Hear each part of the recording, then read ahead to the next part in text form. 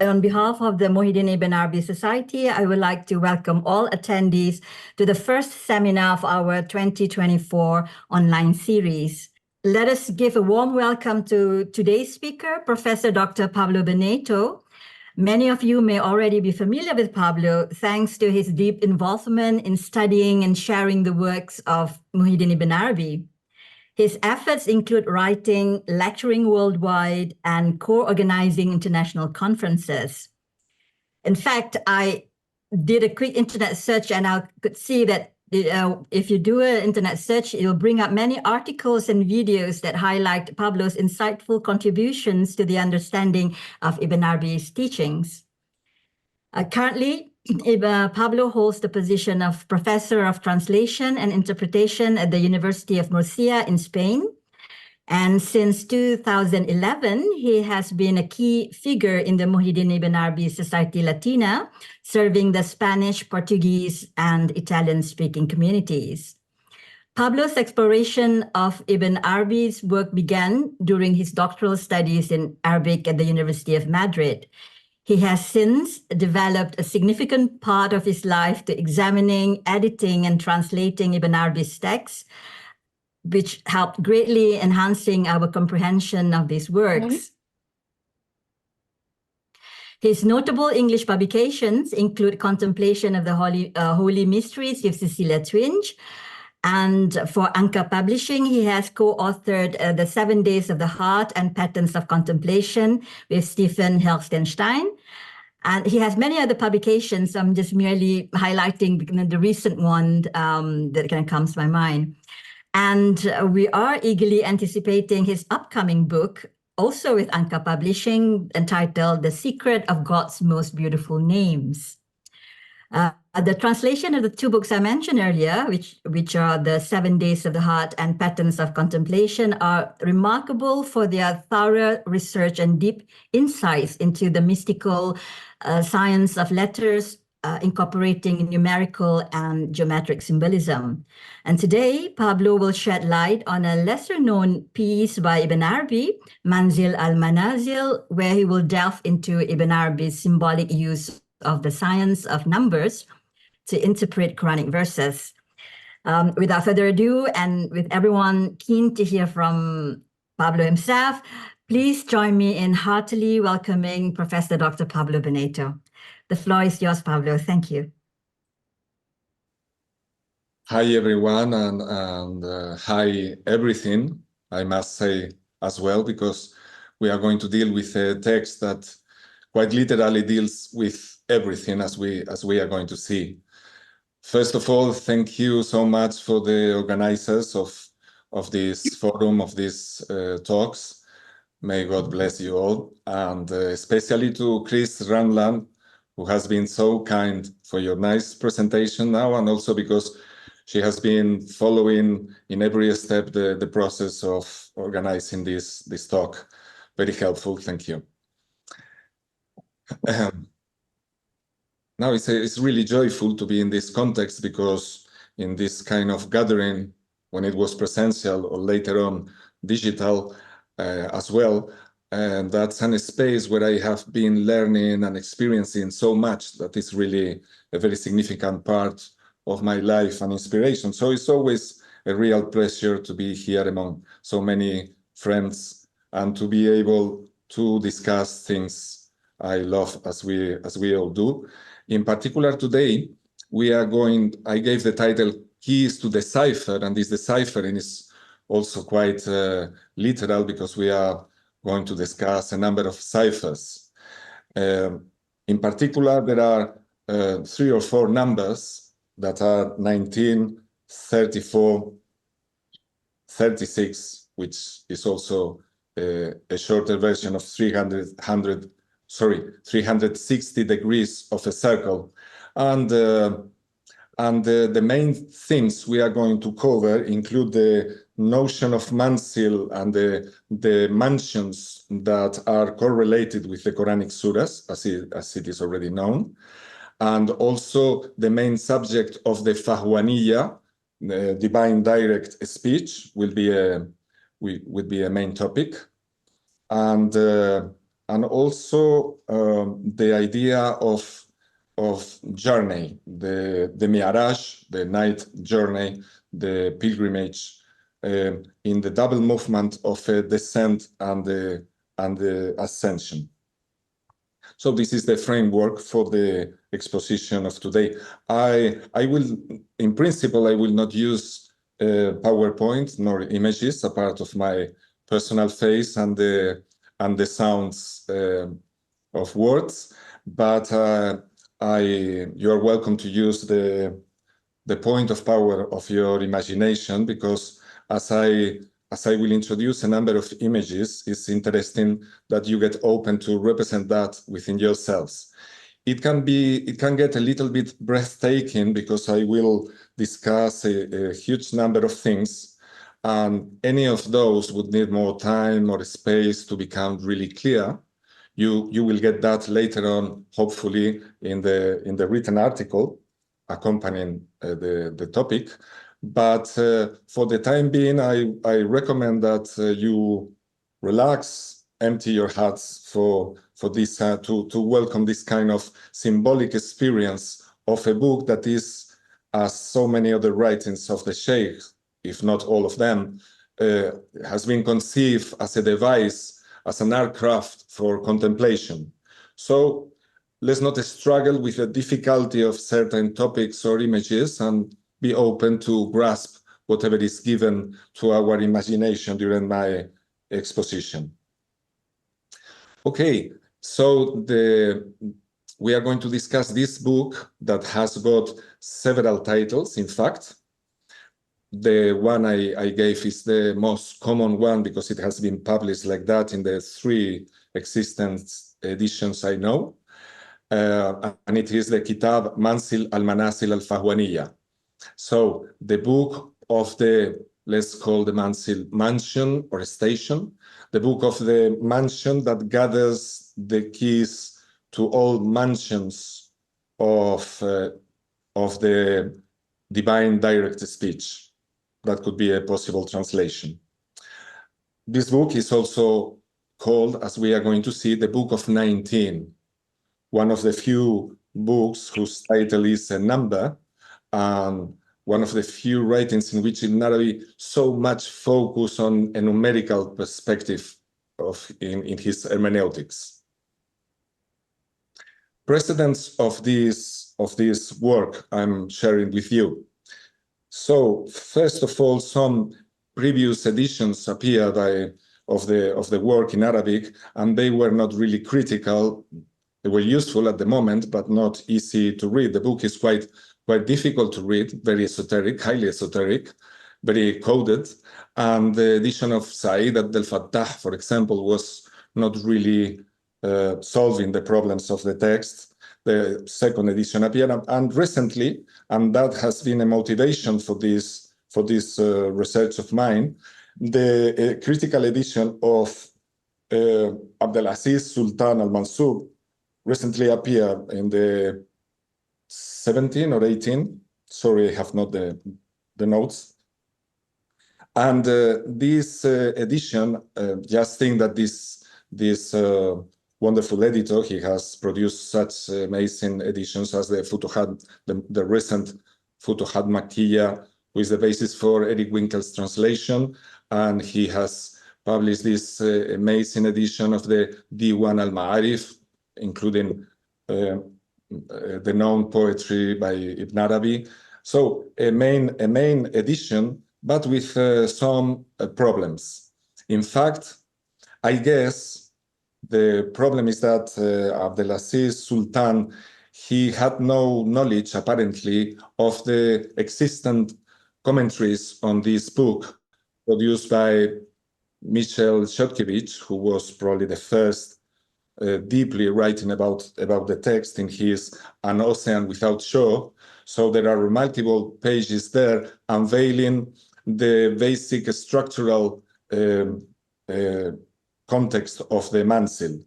So as he was studying also the 4th section of Futūḥāt, called the section of the mansions, the section of the stations, Fasl al-manāzil, he was also, in connection to that, commenting on the similar nature of the Manzil al-manāzil, also in correspondence with chapter 22 of Futūḥāt, who deals with the same issue, the same 140 manāzil, stations, mansions, connected to the 114 surah of the Quran.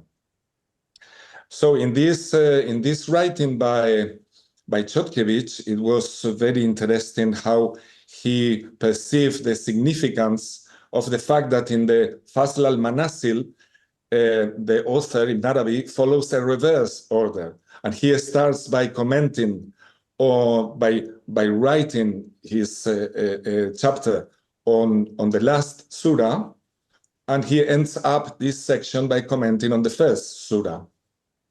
While in the Manzil and in chapter 22, the procedure is going from the first to the last.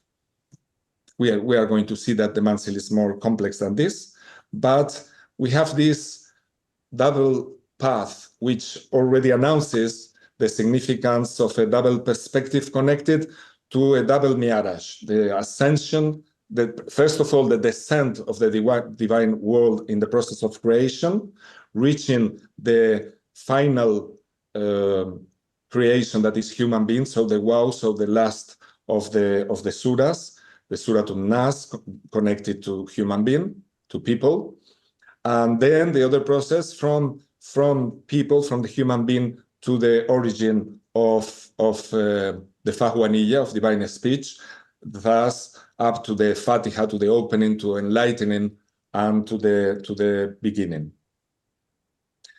We are going to see that this double process is connected to very much to the spirit of the Manzil. Yes, and I was saying that al-Mansub, unfortunately, does not seem to have been able to read Chodkiewicz, nor the contributions later on of Abdelbaki Miftah, who is one of the greatest specialists on the science of numbers, particularly in the works of Ibn Arabi. He devoted a couple of writings in the same way as Chodkiewicz did before, but going deeply into some aspects of the text. For example, he provided when analyzing the Manzil al-Manāzil, he would provide a clear relation of the number of every state, of the name of every station with the particular verse, the particular expression within the surah that correlates to that title. So this will be also included in my study. And among other main contributions of Abdelbaki Miftah is that he solved out one of the enigmas appearing in chapter 22, which is the, let's say, really close to the spirit and intention of the Manzil al-Manāzil, although, as we'll see, very different. There is a mention of a mysterious number, who is the number of the matrices of all sciences, and is the number 129,600 sciences. This is the total of the matrices of sciences. And when you read such an enigma in the context of a visionary experience by the Sheikh, well, that's one of the occasions when you get perplexed. And fortunately, Abdelbaki, he's a mathematician as well, and he clearly perceived that if you multiply 360, which is the number of the degrees of a circle, right, by 360, then you get the number I just said, which is the total of the sciences. So then they apply to the degrees of a circle multiplied by itself. This is a detail that already announces how deeply this kind of text is a contemplation of the relationship of symbolic numbers as the basis for a particular procedure of hermeneutics that is really connected to this spirit of dynamic contemplation. So in a sense, we are dealing with a geometry of understanding the life of numbers and letters within the text. I was saying that, so anyway, these two previous works, writings on the Manzil al-manāzil were extremely significant. But of course, both authors were dealing with a huge number of different things, and they did not focus further on in solving so many possible things to deal with in this amazing work, which is quite it's a very rich one. It's a book that you feel it is breathtaking when you approach it, and if you persist, then you start feeling that it is also breath-giving. And it's a very joyful experience, because as your mind gets perplexed, then you plunge into this presence of contemplation, and numeric symbols get alive. Yes, so let me explain. Oh, of course, I wanted also to mention that Eric Winkel did already translate, of course, chapter 22. So for those interested in getting a taste of the kind of writing, they can go back to Futūḥāt and read this chapter. Although it is very close to the Manzil, it is also very different. The introduction and final sections are really different. And one would say that in order to read any of them properly, you need to know both texts, because one explains or enlightens aspects of the other and so forth. They are extremely complementary and at the same time very independent. So one of the contributions, one of the main contributions of Manzil al-manāzil in relation to the chapter in Futūḥāt is that it devotes most of the text to count the distances in between one Manzil and the other, the distances among the manāzil. And he did so in such a detail, so that he would say, okay, in the first major matrix Manzil, we have this particular Manzil, and to the next one in this main Manzil, there are so many Manzils between. And he will do so in very different ways. So he counts from the first, he counts from the second, and establishes a lot of distances. These distances are presented at the beginning with the written name of the numbers, but immediately afterwards, they start appearing with the abjad code of the number, so that there in between a Manzil and another there will be ta stations. So ta would be 9, for example. Now, Abdelbaki Miftah did follow this in detail, so distances were solved out.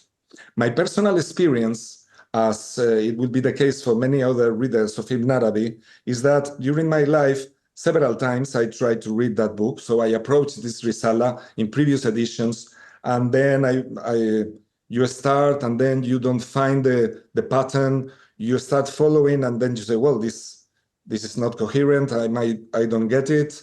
I'm lost. Numbers do not work properly. And then you forget it, and you say, okay, in the future. So kind of a few months ago, I decided that it was the time to go into it. And without reading Abdelbaki, I decided to solve all issues by myself, so that I could get more conscious of the ultimate difficulties of the text. Then I was checking with Abdelbaki, and so I realized I reached the same conclusions he was already offering, but I could understand many difficulties he was not pointing to. Some of them we are going to discuss.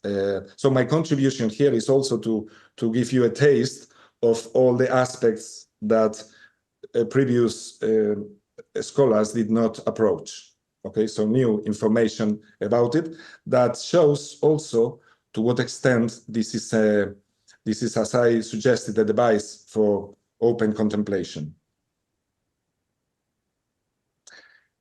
Unfortunately, al-Mansub did not grasp the spirit of the text, so there are a significant number of mistakes in his edition, mainly because he presumed, knowing very well the language of numbers in Ibn Arabi, he presumed that he would be using the Western system he privileges, he normally uses first. But in fact, as Ibn Arabi does in the Fihrist, you may go to the articles we are producing, Steve Histestein and me in the journal, and see that as he does in the Fihrist, in the Manzil al-manāzil, probably because it is directly connected to revelation and to, let's say, to the orient of revelation, he's using the Oriental system. So many of the numbers in the book, as al-Mansub present them, are wrong in their interpretation. So this makes that the text, even if the Arabic of his Arabic in the edition is very good and is based on the best manuscript with an audition certificate of Ibn Arabi and with his companions read in 611 in Saudakin, etc. So even if it is a very good edition in that respect, it's not helpful to come to understand this matter of the patterns on distances in the book. So the abjad codes are not at all solved in any of those editions. So this makes difficult the experience of those who approach the text and say, okay, I don't get it. I hopefully go as far as to explain in what sense Ibn Arabi is using in this book a very conscious, a very specific technique of that we could call even a makr, using the Quranic term. That is a strategy of ambivalence and a strategy of ambiguity. I would go as far as to say that he is on purpose misleading the reader at every different step. So in the one hand, he's clarifying things. In the other hand, every time he's giving, for example, a list of elements, of 19 elements, he would always introduce a change so that you will not be able to establish a clear correspondence. There are always changes that constitutes a real trick, so that you have really to be persistent to overcome this appearance of a text that at the first sight you say, oh, it's not coherent. I give you an example. He would count the distances in between manāzil in a way, but suddenly in some places he counts on purpose, clearly on purpose. It's not a problem with the manuscripts or with the Arabic. Clearly on purpose, he counts otherwise. So it's completely misleading because you say, huh? The rule you are following changes. He does that at every step. But if you persist, then you reach then you realize the clarity of the whole structure, the whole pattern, and how it works. Okay, so a tricky procedure that is extremely conscious. It's not just omissions or ambivalence or symbolical expressions that render you perplexed, but is deliberate, let's say even mistakes that are there for you to find out. Okay, he explains in the text that he will not explain the procedures, the how, the kayfiyat, how the text works, so that undue attention, the attention of those who are the people of pretension, let's say he called them mudda'i, will not be a problem. So he's protecting the text from undue attention.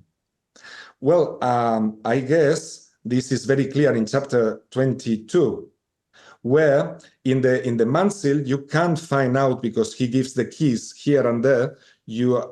Procedures are always explained, but in chapter 22 you cannot possibly find out the order of the 114 stations corresponding to the Quran, because he would, for example, take off the word Manzil in between the name of two of the stations. So instead of saying the station of this and the station of that, he says the station of this and that, and then you are lost. Okay, so he does that on purpose, right? And it's very interesting to realize that, and to realize that we have to consider this dimension of Ibn Arabi's writings in general, where he's really on purpose hiding things to us in such a way that the heart and the mind must become flexible to see that and to proceed within this difficulty to reach clarity. But it does work, and once you see the whole picture, it's like a jewel, it's like a diamond perfectly work with. Okay, now let's say something on the terms of the title of the book. You see that it is the Manzil, al-manāzil, and already Chodkiewicz and Abdelbaki after him, and Eric, among others, they already explained very well that manzil is a word from root nasala that means descent. So a manzil comes to also mean home, but originally it's a place of descent. So for example, if you go with your camel or your horse and you descend, so you are in a stopping place, a lighting place, a place of descent, okay? As in the case of the munasala, which is a mutual descent of God and human being, in that case, a manzil is as well a place of descent of the divine word, or a place of descent of a human in his mi'rāj, in his ascension, so that he is going through the citadels of the Quranic suras, through a landscape similar to a mountain, climbing through the walls of the citadels. So that in Arabic plays with this concept in the book several times. So that in this double movement, the manzil might be seen as in the process of a descent or ascension. Now, in the Quran, the term appears a couple of times, and is always related to the manāzil al-qamar, to the phases of the moon. So another way to understand the book is the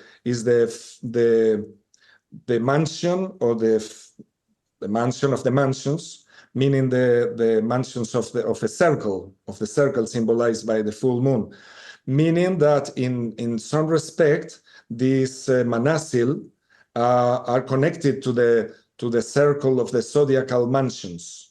Okay, so in one respect, it refers to the mansions of the Quranic suras. In another respect, it refers to the circle of existence of the 360 degrees, and so to the zodiacal circle of existence, right? So think of this. The author would say that the mansion that gathers all mansion is this very book.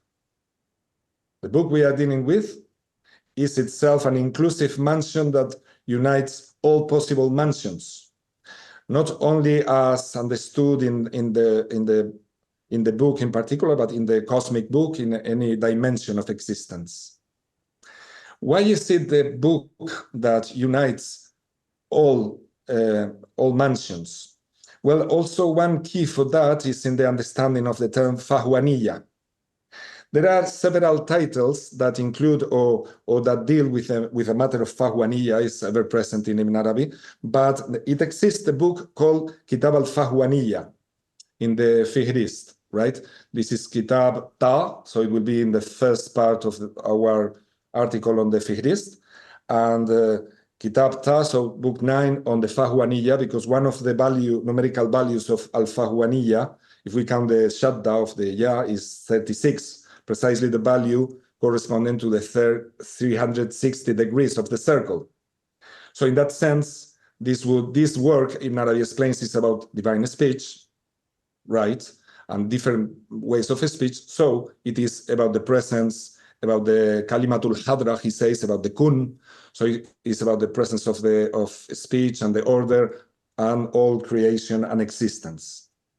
But this is not the Kitāb Manzil al-manāzil. Manzil al-manāzil, in fact, is not mentioned nor in the Fihrist nor in the Ijaza.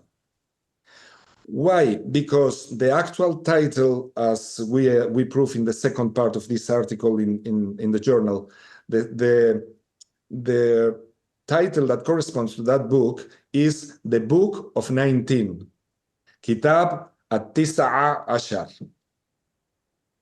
And this is the book that Ibn Arabi catalogs with the code, with the abjad code, Lam Dal 34.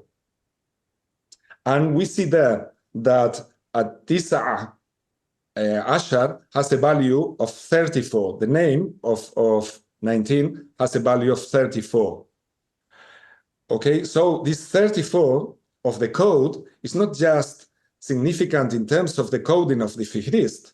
It's an essential feature of the content of the book itself, which is on the one side is 19, and on the other side is 34. Well, I introduced already the notion that 34 is the double of 17, and 17, among other things, is the value of mi'rāj, right? So when Ibn Arabi says at the end of the Manzil, in the last sections, after the distances exposition, he says, and there are 34 mi'rāj, and you say, oh, yes, why? What does that mean? Well, then he specifically mentions the mi'rāj, Aisha, and if you count mi'rāj and Aisha, it gives 34. 34 is thus a very significant number related to the name of 19. Okay, there are many other approaches, but we start giving some elements on how to contemplate the dynamic of the book. So it's quite amazing. You realize that the coding, the abjad coding 34 is so significant for the content of the book. Ibn Arabi do not explain in the Fihrist what is the content of the 99, but once you work on the book, it's absolutely evident that the book of 99 is no other but Manzil al-manāzil. I will explain that now when I speak of number 19 and the content of the book. There is another book that is deeply related to that because it deals with the al-fahwāniyya, and it is the work called in the Fihrist Ya wa huwa Kitāb al-Huwa. So the Kitāb al-Huwa, in fact, is also a book on the al-fahwāniyya. I just, working on the chapters of the Kitāb al-Huwa, I realized immediately using the fahwa, you say the huwa, the pronoun huwa, but this is a book on the pronouns, right? And you realize that every section of the book, which is, there are a number of munajat, 4 main munajat, intimate conversations, each of them deals with a divine pronoun, all of which are contained within the word al-fahwāniyya. Within the word fahwāniyya, you have the beginning, is the symbol of the of fahwāniyya, which is the letter fa, which is the letter of opening, fath, the beginning of revelation, okay, and means the mouth. Then you have huwa. We saw the book of huwa is mainly concerned with huwa, because as we are going to see, huwa is to the letters what 19 is to the numbers. Give me a moment to explain that before I end up explaining the nature of the words fahwāniyya. Because then, after huwa, we have an alif and a nun. So the pen and the inkwell. But those are the letters followed by a ya. These are the letters of the pronoun ana, I, and also of the pronominal form inni, which is the matter of another of the intimate conversations of the book. And then finally, there is a conversation on anta, the pronoun for you. So we have alif nun in fahwāni, and then we have the final ta marbuta, which is a ta. So with those letters, we compose you. So this is for you to understand how deeply Ibn Arabi reflects on the relationship of letters that he considers an alive community. And when you face the nature of this word he loves so much, fahwāniyya, and you realize how many symbolical expression it contains, so much that he would devote a whole treatise, the reflection on huwa, to this word, then you see how his contemplation in this kind of hermeneutics proceed. Now, let me discuss what I just said. Why is it the book of the 19? What does it mean that 19 is the inclusive book that gathers all stations? Well, 19 is a very beautiful symbol. Realize that it is composed of 1 and 9. So you have oneness, and you have the highest expression of multiplicity, which is the 9. Okay, so in some stories, 9 would be the number of letters of the Adanic Suryani primordial language, so that with the 9 digits, you can compose any possible number, right? Well, it's the first and only number that contains 1 and 9 exclusively, right? The first and the last. So it is an expression of the alpha and the omega of existence in numerical terms. Of course, if you sum 1 plus 9, so the result is 1. So 19 is the expression of the wahid al-kathir, the one multiple. At the same time, is the expression of ahadiyya, of essential unity. Yes, so we can say some other properties that are amazing in 19 is, for example, the fact that the triangular number of 19, resulting from the sum of all the previous numbers, so 1 plus 2 plus 3 plus 18 plus 19 equal what? 190. So if you proceed to find out the triangular number of 190, you will go to 19 plus a number of zeros, etc. as infinitum, if I'm not wrong. If there is a mathematician and he finds out that this is wrong, please tell me, because I assume that 19 will always repeat as a triangular number. And this is an amazing property. But what Abdelbaki did not explain is that 360 is connected to the nature of 19. How? If we multiply 19 by 19, we obtain 361. And what is that precisely? This is precisely the 360 degrees of the circle plus the 1 of the center. Okay, so a very important symbolical dimension of the number 19, because it will be connected to the structure of the Manzil al-manāzil, as I will explain in a moment. Let me, before get back to the fahwāniyya, I say that the word al-fahwāniyya equals 36, so 360 degrees, but it also equals, if we count differently, instead of ha, tamarbuta, which is 4, and not the shadda in the ya, another possible counting, only for this word, the others are always the same in the title, is 34, okay? Which is, as I say, the double of 17. The 34 connected to the miʻrāj, as we shall see if we have the time. Now, I guess this is being tiring, no, for you, for the attention. But relax, take it easy, get what you get, and don't worry about understanding everything, which is a little bit fast. But now let me go deeper into the idea that huwa, in the term fahwāniyya, is huwa is itself an expression of the alpha and the omega. Huwa is composed by the letters ha and waw, so is the ha for the divine itseity, for signifying the divine identity, for the letter ha with value 5, and waw is the last of the phonic letters. Okay, the ha is the first letter in the breast in the phonic alphabet. The waw is the last. So it is the same as 19 in the sense that huwa contains all the spectrum of the sounds of the letters. Okay, all letters are contained in the original divine symbol of the ha, and all their properties through the points of articulations are contained in the final creation representing human being, which is the letter waw of value 6. Okay, so this alpha and omega in terms of letters is is the same symbol of 19 in terms of number. So in a sense, 19 is the symbol for all the Quranic mansions, all the dimension of the divine speech and manifestation.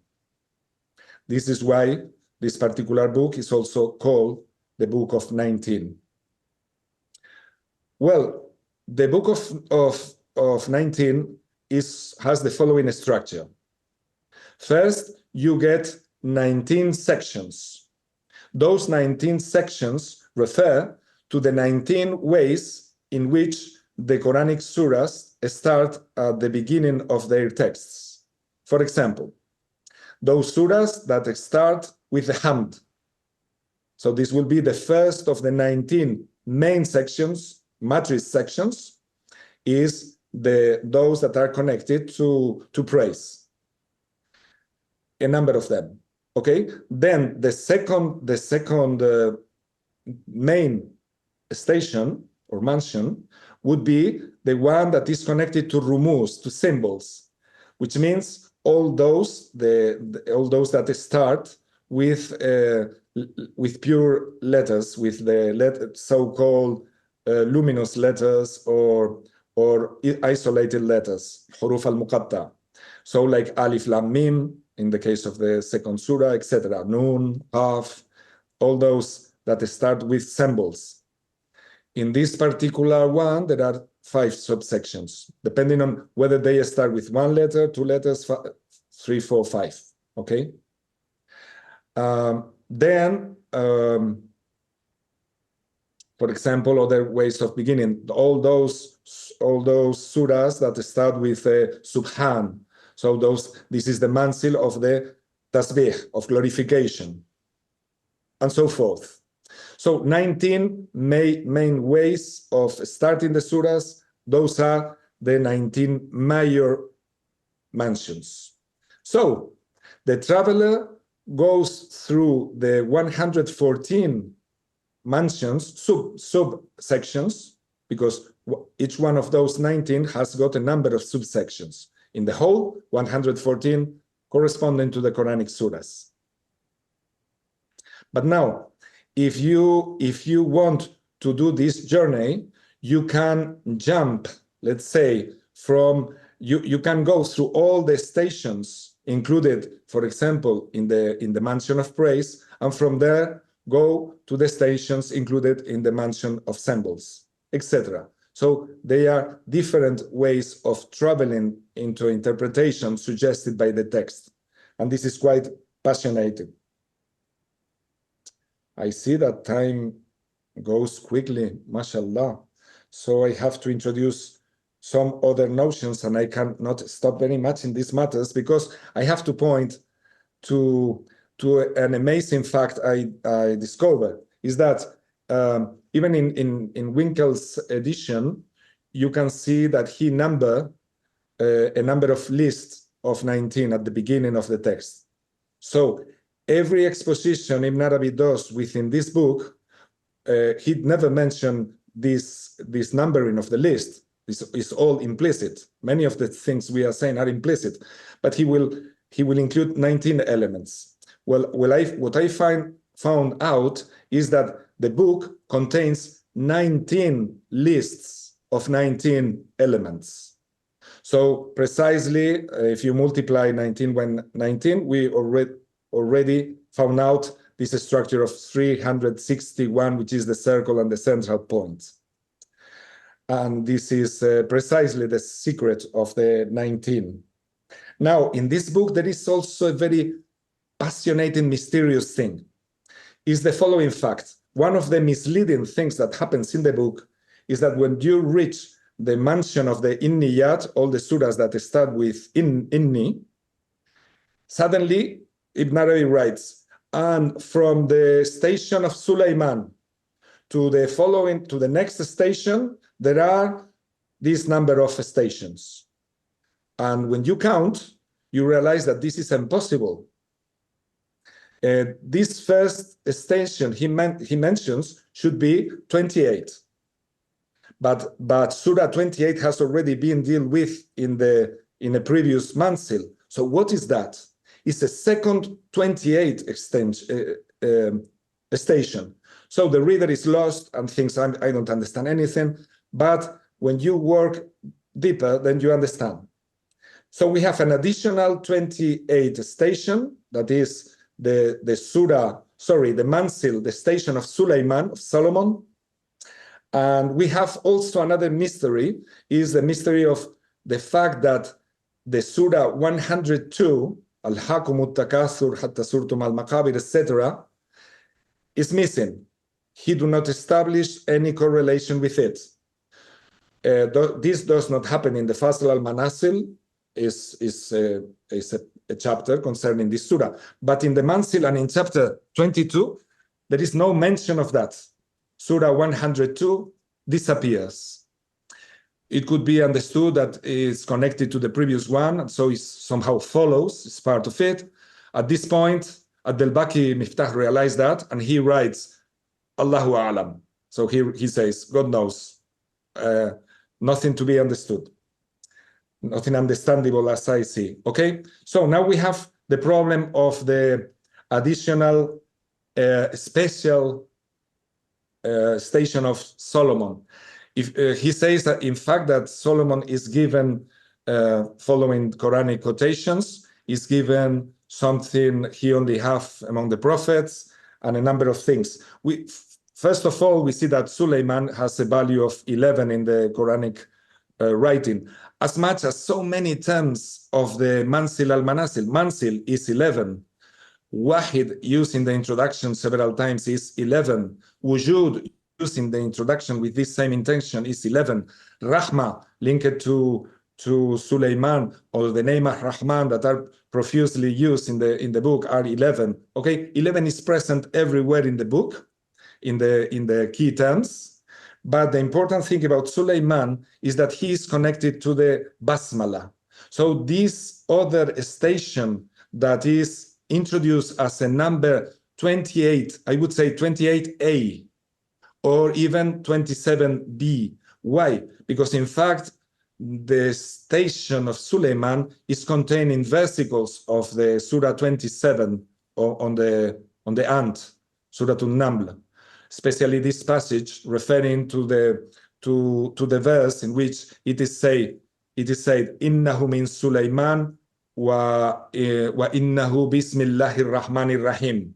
So in fact, the fact that Sulaiman is 11 and Bismillahir Rahmanir Rahim contains 19 letters and is also a key symbol of the whole structure of the book, in a sense, a book on the Basmala, so provides us an understanding of what it means, the fact that this particular Surah Sulaiman, Manzil Sulaiman, is connected in fact to this verse, but it's counted as a new 28th surah, because it's this surah that is connected to Innahu Bismillahir Rahmanir Rahim. This basmala is in itself a surah given to Sulaiman.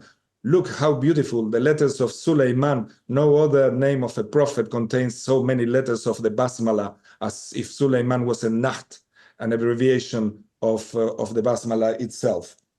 Sorry, I cannot develop further this very interesting point. This is a whole very long section in writing, but I have to quickly move to just explain how it works.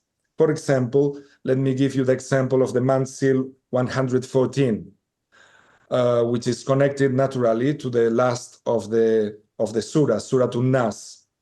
Of course, this is the last of the surahs. It is the surah on human being, ending with a letter sin of value 6, which is the symbol of human being as the waw. And so from here, we go back to in the mi'rāj of ascension to the beginning, to the Fatiha. But now, how do the Sheikh calls this particular Manzil? He says, is Manzil al-Qutub wal-Imamain, the Manzil of the axis of the pole and the two Imams. He also says that there are 3 states in one of the lists, that is the 19 states correlated to the 19 types of human beings of the 19 19 lists, I will obviously not read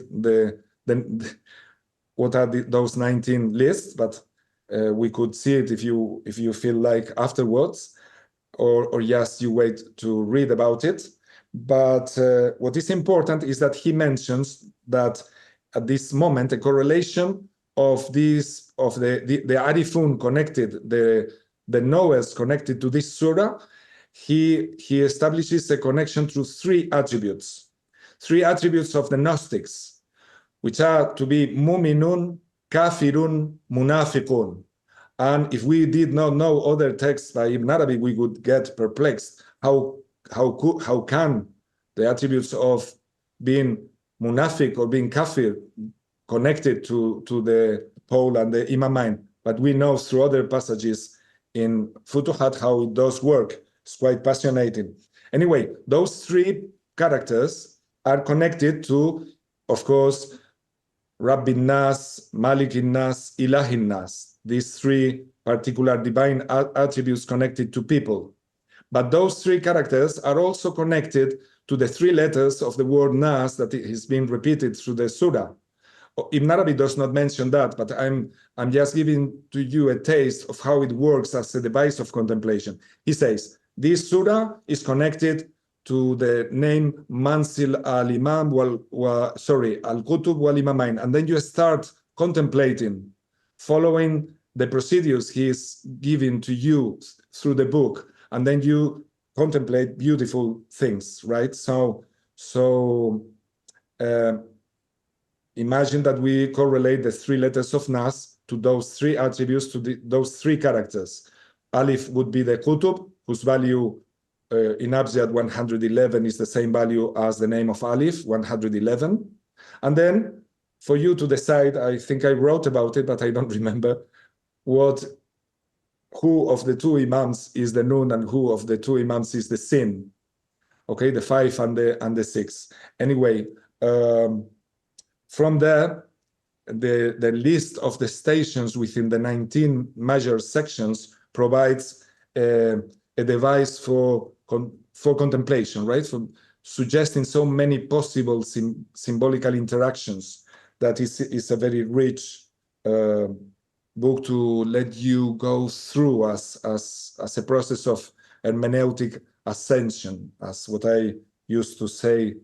I used to think of the term hermeneut instead of hermeneut, right? As traveling in hermeneutics, as Ibn Arabi suggests. Finally, I wanted to establish that he is discussing in this book the mi'rāj, and in few lines he will comment on in 2 or 3 lines when he is discussing the 34, that there are 34 mi'rāj, but he is just elusive. In few lines, he gives 6 expressions whose value is 34, including, for example, Zahir and Batin, 34, including Jisman wa Ma'anan, 34. So when he says there are 34 mi'rāj, if you pay attention to the value of letters, he uses 6 expressions, one after the other, with the same numerical value. Of course, this is completely hidden, but this points out to the fact that he is really contemplating those things consciously and giving a lot of value to that kind of procedure and approach to the text. Kullu shay, from the verse وَكُلُّ شَيْءٍ أَحْصَيْنَاهُ فِي إِمَامٍ مُبِينٍ, is a main subject of contemplation in chapter 22 and in the Manzil, because كُلُّ شَيْء has a value of 360. So it's this 160 that has been consigned in this clear guide. In this same versicle, the value 360 is given twice. So this is why the 360 by 360 will result in the total numbers of possible sciences. Well, my friends, so many other things I could comment on, because this is an endless book, because it is the book of everything. But it is certainly time for me to stop. It has been a pleasure to discuss this issue with you, and thank you very much for your attention.